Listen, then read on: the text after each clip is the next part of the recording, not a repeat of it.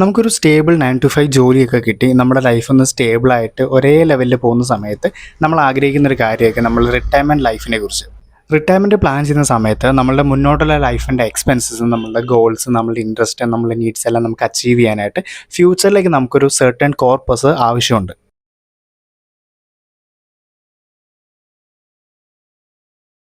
അങ്ങനെയാണെങ്കിൽ നമുക്ക് retirement life enjoy ചെയ്യാൻ വേണ്ടിയിട്ട് നമ്മളുടെ എക്സ്പെൻസും നമ്മളുടെ ഗോൾസും അച്ചീവ് ചെയ്യാനും മാനേജ് ചെയ്യാനൊക്കെ ആയിട്ട് നമുക്ക് എത്ര രൂപയുടെ കോർപ്പസ് എമൗണ്ട് ബിൽഡ് ചെയ്യണം നമുക്ക് നോക്കിയാലോ. ഫസ്റ്റ് ടൈമാണ് നിങ്ങളൊരു വീഡിയോ വാച്ച് ചെയ്യുന്നതെങ്കിൽ hi, I am Vishakh, I am a finance business owner.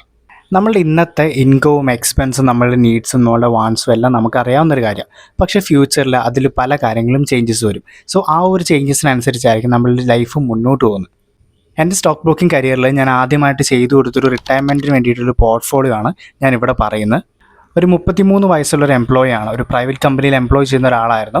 അദ്ദേഹത്തിന് 20,000 രൂപയായിരുന്നു മന്ത്ലി സാലറി എന്ന് പറയുന്നത്. ഈ സാലറി എല്ലാം കഴിഞ്ഞിട്ട് ഏകദേശം ഒരു 5,000 രൂപയാണ് ഒരു മാസം ഒരു എക്സ്പെൻസ് കഴിഞ്ഞിട്ട് മാറ്റി വയ്ക്കാൻ പറ്റുന്ന ഒരു ചെറിയ എമൗണ്ട്. സോ ഈ ഒരു 5,000 രൂപ എങ്ങനെ എവിടെ ഇൻവെസ്റ്റ്മെൻറ്റ് ചെയ്യണമെന്ന് എന്നോട് ചോദിച്ചപ്പോൾ ഞാൻ അദ്ദേഹത്തിന് പറഞ്ഞു കൊടുത്തൊരു പോർട്ട്ഫോളിയോ ട്രിക്കാണ് ഞാനിവിടെ പറയുന്നത്. സോ ഫസ്റ്റിൽ തന്നെ പറയുകയാണെങ്കിൽ അദ്ദേഹത്തിന് 30 വയസ്സുണ്ട്, 20,000 രൂപയാണ് മന്ത്ലി സാലറി, 15,000 രൂപ എക്സ്പെൻസ് കഴിഞ്ഞിട്ട് 5,000 രൂപ മാത്രമാണ് ഇൻവെസ്റ്റ്മെൻറ്റ്സിന് വേണ്ടി മാറ്റി വയ്ക്കാൻ പറ്റുന്ന എമൗണ്ട്. സോ 20,000 രൂപ സാലറി കിട്ടുന്ന അദ്ദേഹത്തിന് 15,000 രൂപ മന്ത്ലി എക്സ്പെൻസ് കഴിഞ്ഞ് വെറും 5,000 രൂപ മാത്രമാണ് ഒരു മാസം ഇൻവെസ്റ്റ്മെൻറ്റ് വേണ്ടി മാറ്റി വയ്ക്കാൻ പറ്റുക. പക്ഷേ 50-ആം വയസ്സിൽ റിട്ടയർ ചെയ്യാനായിട്ട് അദ്ദേഹത്തിന് ഒരു സെർട്ടൺ എമൗണ്ട് കോർപ്പസ് വേണം. സോ ആ ഒരു കോർപ്പസ് എമൗണ്ട് നമുക്കെങ്ങനെ ഈ ഒരു 5,000 രൂപ ഇൻവെസ്റ്റ്മെൻറ്റ് കൊണ്ട് ബിൽഡ് ചെയ്യാമെന്നുള്ളതാണ് നമ്മളിവിടെ നോക്കാൻ പോകുന്നത്. ആദ്യമായിട്ട് അദ്ദേഹം എന്നോട് പറഞ്ഞൊരു റിക്വയർമെൻറ്റ് എന്ന് പറയുന്നത് അദ്ദേഹത്തിന് ഇക്വിറ്റിയിൽ അല്ലെങ്കിൽ ഡയറക്റ്റ് സ്റ്റോക്കുകളിൽ ഇൻവെസ്റ്റ് ചെയ്യുന്ന ഫണ്ടുകളിലൊന്നും ഇൻവെസ്റ്റ് ചെയ്യാൻ താല്പര്യമില്ല. ബിക്കോസ് അത്രത്തോളം റിസ്ക് എടുക്കാനുള്ള ഒരു കപ്പാസിറ്റി അല്ലെങ്കിൽ റിസ്ക് അപ്പറ്റൈറ്റ് അദ്ദേഹത്തിന് ഇല്ല എന്നാണ് അദ്ദേഹം ആദ്യം പറഞ്ഞൊരു കാര്യം. രണ്ടാമത്തേതെന്ന് വെച്ചാൽ അദ്ദേഹത്തിന് ഗോൾഡിൽ അല്ലെങ്കിൽ സിൽവർ അതുപോലുള്ള അസറ്റ് ക്ലാസ്സുകൾ അല്ലെങ്കിൽ മെറ്റലുകളിൽ ഇൻവെസ്റ്റ്മെൻറ്റ് ചെയ്യുന്നത് വളരെ ഇഷ്ടമുള്ളൊരു കാര്യം. അപ്പോൾ നമ്മൾ ഏത് മലയാളിയെ സംബന്ധിച്ചിടത്തോളം നമുക്ക് ഗോൾഡ് ഇൻവെസ്റ്റ്മെൻറ്റ് ചെയ്യാന്ന് പറഞ്ഞാൽ എല്ലാവർക്കും ഇൻട്രസ്റ്റ് ഉള്ളൊരു കാര്യം. സോ അദ്ദേഹം രണ്ടാമത് പറഞ്ഞ കാര്യം ഗോൾഡിൻ്റെ ഒരു അലൊക്കേഷൻ ഉണ്ടെങ്കിൽ എനിക്ക് വളരെ നല്ലതാണെന്ന് അദ്ദേഹം പറഞ്ഞു. പിന്നെ അദ്ദേഹത്തിൻ്റെ റിസ്ക് അപ്പറ്റൈറ്റ് എന്ന് പറയുന്നത് ഒരു കൺസർവേറ്റീവ് അല്ലെങ്കിൽ വളരെ ലോ റിസ്ക് ആണ്. അതിനധികം റിസ്ക് ഒന്നും എടുക്കാൻ താല്പര്യമില്ല. പക്ഷേ മൂന്നാമത് അദ്ദേഹം പറഞ്ഞത് എന്നാൽ അദ്ദേഹത്തിന് ഒരു ബെറ്റർ റിട്ടേൺസ് ലോങ് ടേമിലേക്ക് ജനറേറ്റ് ചെയ്യാൻ പറ്റണം. റിട്ടയർമെൻറ്റിന് വേണ്ടി പ്ലാൻ ചെയ്യുന്ന സമയത്ത് നമ്മൾ ആദ്യം ചെയ്യേണ്ട ഒരു കാര്യം ഒരു വർഷം നമുക്ക് എത്രത്തോളം എക്സ്പെൻസസ് ഉണ്ടെന്ന് ആദ്യം നമ്മൾ കണ്ടുപിടിക്കണം. സോ ഇദ്ദേഹത്തിന് 15,000 രൂപയാണ് മന്ത്ലി എക്സ്പെൻസ് വരുന്നത്. സോ ഈ ഒരു 15,000 രൂപ മന്ത്ലി എക്സ്പെൻസ് വരുമ്പോൾ അത് 15,000 × 12 ചെയ്യുമ്പോൾ ഏകദേശം 1,80,000 രൂപയാണ് ഒരു വർഷം നമ്മൾ എക്സ്പെൻസ് മാത്രമായിട്ട് ചിലവാക്കുന്നത്. 50-ാമത്തെ വയസ്സിൽ റിട്ടയർ ചെയ്യുന്ന സമയത്തിന് അദ്ദേഹത്തിൻ്റെ ഇയർലി എക്സ്പെൻസ് പറഞ്ഞ ഏകദേശം 5,77,000 രൂപയാണ്. 50-ആം വയസ്സിൽ 5,77,000 രൂപ ഇയർലി എക്സ്പെൻസ് ഉള്ള ആൾക്ക് എത്ര രൂപ അഡീഷണൽ കോർപ്പസ് ബിൽഡ് ചെയ്യണം? സോ ഫസ്റ്റ്ലി നമ്മൾ പോർട്ട്ഫോളിയോ ബിൽഡ് ചെയ്യുമ്പോൾ നമ്മൾ ആദ്യം ചെയ്യാനുള്ള കാര്യമാണ് അസറ്റ് അലോക്കേഷൻ. ഇവിടെ നമ്മൾ ഫോളോ ചെയ്യുന്ന റൂൾ എന്ന് പറഞ്ഞാൽ 40-40-20 ആണ്. അതായത് 40%, 40%, 20%. സോ ഈ ഒരു രീതിയിലായിരിക്കും നമ്മൾ എമൗണ്ടിനെ സ്പ്ലിറ്റ് ചെയ്യുന്നത്. ഈ ഒരു എമൗണ്ട് സ്പ്ലിറ്റ് ചെയ്തിട്ട് നമ്മൾ 3 അസറ്റ് ക്ലാസ്സുകൾ അല്ലെങ്കിൽ 3 കാറ്റഗറി ഫണ്ടുകളിലാണ് നമ്മൾ ഇൻവെസ്റ്റ്മെൻറ്റ് ചെയ്യുന്നത്. സോ നമ്മുടെ ആദ്യത്തെ 40% എമൗണ്ട്, അതായത് 5,000-ൻ്റെ 40% എത്തുമ്പോൾ ഏകദേശം 2,000 റുപ്പീസ് എമൗണ്ടാണ് നമ്മൾ ആദ്യം ഇൻവെസ്റ്റ് ചെയ്യാൻ നോക്കുന്നത്. സോ അദ്ദേഹം ആദ്യം പറഞ്ഞൊരു ക്രൈറ്റീരിയ ഉണ്ട്, ഡയറക്റ്റ് സ്റ്റോക്കിലോ അല്ലെങ്കിൽ ഇക്വിറ്റിയിലോ ഇൻവെസ്റ്റ് ചെയ്യുന്ന ഫണ്ടുകളൊന്നും ഇൻവെസ്റ്റ്മെൻറ്റ് ചെയ്യാൻ അദ്ദേഹത്തിന് താല്പര്യമില്ല. ബിക്കോസ് അത്രത്തോളം റിസ്ക്കിനൊന്നും അദ്ദേഹത്തിന് താല്പര്യമില്ലാത്ത ഒരാളാണ്. സോ നമുക്കിവിടെ എന്ത് ചെയ്യാം, ഡയറക്റ്റ് സ്റ്റോക്കുകളിൽ ഇൻവെസ്റ്റ് ചെയ്യുന്ന ഫണ്ട് വിട്ടിട്ട് നമുക്കൊരു ഇൻഡെക്സ് ഫണ്ടിൽ ഇൻവെസ്റ്റ് ചെയ്യാം. സോ അതിൻ്റെ ഒരു ബെനിഫിറ്റ് എന്ന് പറഞ്ഞാൽ ഡയറക്റ്റ് സ്റ്റോക്കിൻ്റെ എക്സ്പോഷറിന് കിട്ടുകയും ചെയ്യും. ബട്ട് ലോങ് ടൈമിലേക്ക് നല്ലൊരു റിട്ടേൺസ് ജനറേറ്റ് ചെയ്യാനായിട്ട്, ഒരു സ്റ്റേബിൾ റിട്ടേൺസ് ജനറേറ്റ് ചെയ്യാനായിട്ടായിരിക്കും ഈ ഒരു ഇൻഡെക്സ് ഫണ്ട് നമ്മളെ ഹെൽപ്പ് ചെയ്യുന്നത്. അപ്പോൾ ലോങ് ടൈമിലേക്ക് നല്ലൊരു വെൽത്ത് ക്രിയേറ്റ് ചെയ്യാൻ അല്ലെങ്കിൽ ഒരു സ്റ്റേബിൾ റിട്ടേൺസ് ജനറേറ്റ് ചെയ്യാനോ അധികം റിസ്ക് ഇല്ലാതെ എന്നാൽ ബെറ്റർ റിട്ടേൺസ് കിട്ടുന്ന രീതിയിൽ ചെയ്യണമെങ്കിൽ നമുക്ക് എന്ത് ചെയ്യാം, ആദ്യത്തെ 2,000 രൂപയുടെ എമൗണ്ട് നമുക്കൊരു നിഫ്റ്റി 50യുടെ ഇൻഡെക്സ് ഫണ്ടിൽ ഇൻവെസ്റ്റ് ചെയ്യാം. സോ നിഫ്റ്റി 50യിൽ ഇൻഡെക്സ് ചെയ്യുന്ന ഫണ്ട് നമ്മൾ മോത്തിലാൽ ഓസ്വാളിൻ്റെ നിഫ്റ്റി 50 ഇൻഡെക്സ് ഫണ്ടാണ് ചൂസ് ചെയ്യുന്നത്. അടുത്ത് വരുന്ന 2,000 രൂപ എന്ന് പറയുന്നത് നമ്മൾ ഇൻവെസ്റ്റ്മെൻറ്റ് ചെയ്യുന്നത് ഒരു ഡൈനാമിക് അസറ്റ് അലോക്കേഷൻ ഫണ്ടിലാണ്. ഈ ഒരു ഡൈനാമിക് അസറ്റ് അലോക്കേഷൻ ഫണ്ട് എടുത്തതിൻ്റെ ഒരു റീസൺ എന്ന് പറഞ്ഞാൽ അദ്ദേഹം ആദ്യം പറഞ്ഞതുപോലെ തന്നെ വലിയ റിട്ടേൺസ് ഒന്നും എക്സ്പെക്റ്റ് ചെയ്യുന്നില്ല, അധികം റിസ്ക് എടുക്കാനും റെഡിയല്ല, ബട്ട് ഒരു ബെറ്റർ റിസൾട്ടാണ് അദ്ദേഹത്തിന് വേണ്ടത്. സോ അങ്ങനെ ബെറ്റർ റിസൾട്ട് എക്സ്പെക്റ്റ് ചെയ്യുന്ന ഒരാൾക്ക് ഇൻവെസ്റ്റ് ചെയ്യാൻ പറ്റിയ ഒരു കാറ്റഗറിയാണ് ഡൈനാമിക് അസറ്റ് അലോക്കേഷൻ എന്ന് പറയുന്ന ഒരു ഫണ്ട്. ഇനി ബാക്കി വരുന്നൊരു 1,000 റുപ്പീസ് ഉണ്ട്. ആ ഒരു 1,000 റുപ്പീസിൽ നമ്മൾ ഗോൾഡുകളിൽ ഇൻവെസ്റ്റ് ചെയ്യും. അദ്ദേഹം ഓൾറെഡി പറഞ്ഞ പോലെ തന്നെ ഗോൾഡിൻ്റെ എക്സ്പോഷർ ഉണ്ടെങ്കിൽ എല്ലാവർക്കും അതിൽ ഇൻട്രസ്റ്റ് ഉള്ള കാര്യം. അപ്പോൾ നമ്മൾ ഇവിടെ എടുക്കാൻ പോകുന്നത് ഗോൾഡ് അസറ്റ് അലോക്കേഷൻ ഫണ്ടാണ്. അപ്പോൾ ഗോൾഡ് ഇൻവെസ്റ്റ് ചെയ്യാൻ വേണ്ടി നമ്മൾ ചൂസ് ചെയ്തിരിക്കുന്ന ഫണ്ട് എന്ന് പറയുന്നത് SBIയുടെ ഗോൾഡ് ഫണ്ടാണ്.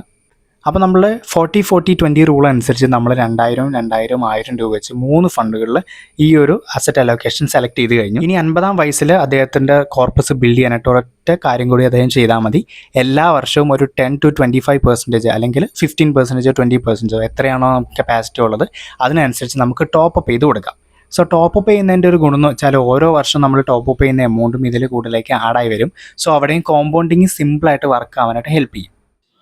ഇനി നമുക്കതിൻ്റെ ഒരു മാത്തമാറ്റിക്കൽ കാൽക്കുലേഷൻ ഒന്ന് നോക്കാം. നമ്മുടെ SIP എമൗണ്ട് എന്ന് പറയുന്നത് 5000 രൂപയാണ്. നമ്മൾ ഇയേഴ്സ് നോക്കുവാണെങ്കിൽ നമ്മൾ 20 വർഷത്തേക്ക് ഇൻവെസ്റ്റ് ചെയ്യുന്നത്.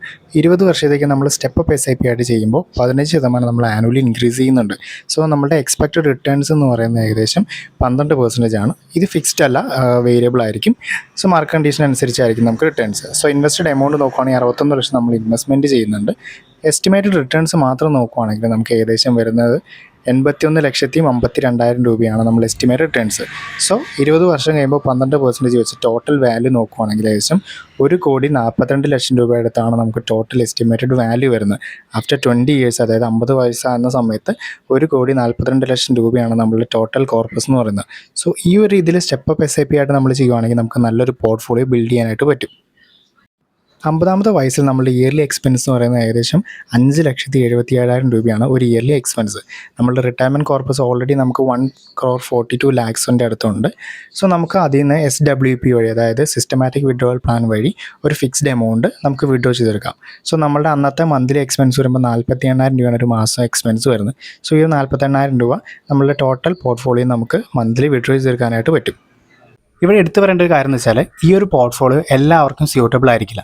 ബിക്കോസ് ഓരോ ആളുകളുടെയും ഇൻകം, എക്സ്പെൻസും, അവർക്ക് സേവ് ചെയ്യാൻ പറ്റുന്ന എമൗണ്ടും, അവരുടെ റിക്വയർമെൻറ്റ്സ്, അവരുടെ റിസ്ക് അപ്പറ്റൈറ്റ് എല്ലാം വളരെ ഡിഫറെൻറ്റാണ്. സോ നിങ്ങളുടെ ലോങ് ടേം ഗോൾ അനുസരിച്ച് നിങ്ങളുടെ റിട്ടയർമെൻറ്റ് ലൈഫിൽ നിങ്ങൾക്ക് എത്രത്തോളം കോർപ്പസ് വേണം, നിങ്ങളുടെ നീഡ്സ് എന്തൊക്കെയാണ്, അങ്ങനെയുള്ള കാര്യങ്ങളെല്ലാം മനസ്സിലാക്കിയതിന് ശേഷം മാത്രമായിരിക്കണം സ്വന്തമായിട്ട് നിങ്ങളുടെ അനുസരിച്ച് ഒരു പോർട്ട്ഫോളിയോ ബിൽഡ് ചെയ്യാനായിട്ട്.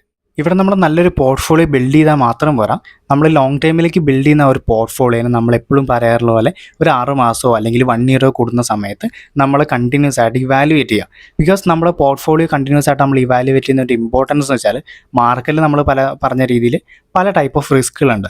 സോ ഇത്തരം റിസ്ക്കുകൾ നമ്മളുടെ ഇൻവെസ്റ്റ്മെൻറ്റ്സിനെ അഫക്റ്റ് ചെയ്യാതിരിക്കാനും അല്ലെങ്കിൽ അഫക്റ്റ് ചെയ്യുന്നതിൻ്റെ ഒരു എഫക്റ്റ് കുറയ്ക്കാനും ഒക്കെ വേണ്ടിയിട്ട് നമ്മളുടെ പോർട്ട്ഫോളിയോ 6 മന്തോ അല്ലെങ്കിൽ 1 ഇയറോ കൂടുമ്പോൾ കണ്ടിന്യൂസ് ആയിട്ട് നമ്മൾ ഇവാലുവേറ്റ് ചെയ്യുക. ഇവാലുവേറ്റ് ചെയ്തിട്ട് അതിൽ ഏതൊക്കെ ഫണ്ടുകൾ ഔട്ട് പെർഫോം ചെയ്യുന്നുണ്ട്, അല്ലെങ്കിൽ ഏതൊക്കെ ഫണ്ടുകൾ കൂടുതൽ ആഡ് ചെയ്യേണ്ടതുണ്ട്, അങ്ങനെയുള്ള കാര്യങ്ങളൊക്കെ നോക്കിയിട്ട് നമ്മളതിനെ ടോട്ടലി റീസ്ട്രക്ചർ ചെയ്യണം.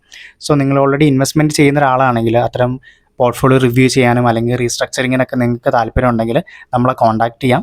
നമ്മൾ പോർട്ട്ഫോളിയോ റിവ്യൂസും അതിനുള്ള ഗൈഡൻസും കാര്യങ്ങളൊക്കെ നമ്മൾ കൊടുക്കുന്നുണ്ട്. സോ നിങ്ങൾക്ക് അത്തരത്തിലുള്ള പോർട്ട്ഫോളിയോ ഗൈഡൻസോ റിവ്യൂസോ ഒക്കെ ചെയ്യണമെങ്കിൽ നമ്മളൊന്ന് കോൺടാക്ട് ചെയ്യാവുന്നതാണ്. കോൺടാക്ട് ചെയ്യാനുള്ള ഡീറ്റെയിൽസ് എല്ലാം ഞാൻ ഡിസ്ക്രിപ്ഷനിൽ കൊടുത്തേക്കാം, നിങ്ങൾക്ക് ജസ്റ്റ് ചെക്ക് ചെയ്യാം. ഈ ഒരു വീഡിയോ നിങ്ങൾക്ക് ഇൻഫർമേറ്റീവ് ആയെങ്കിൽ നിങ്ങളുടെ ഫ്രണ്ട്സ് ആൻഡ് ഫാമിലി മെമ്പേഴ്സിന് ഇതൊന്ന് ഷെയർ ചെയ്യുക. സോ ഇത്തരത്തിലുള്ള ഇൻഫർമേറ്റീവായ കോണ്ടന്റുകൾ കാണാനായിട്ട് ഈ ചാനൽ ഇപ്പോൾ തന്നെ ഒന്ന് സബ്സ്ക്രൈബ് ചെയ്യുക.